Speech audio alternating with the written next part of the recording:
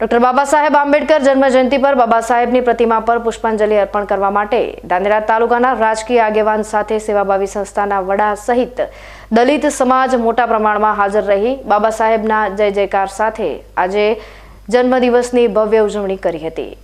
તો બીજી તરફ ધાનેરાના તબીબોએ બાબા સાહેબ આંબેડકરની જન્મ જયંતિ નિમિત્તે વિશેષ આયોજન કર્યું હતું।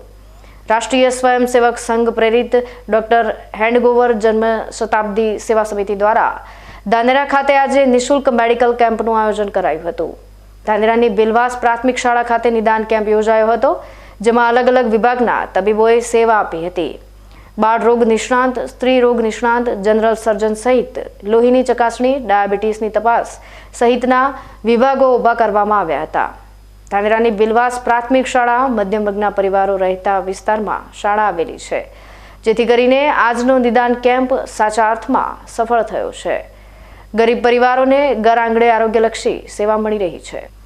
ધાનેરાના તબીબોએ પણ આજનો દિવસ સેવાના કામે સમર્પિત કરી સાચા અર્થમાં બાબા સાહેબની જયંતિ ઉજવણી કરી છે।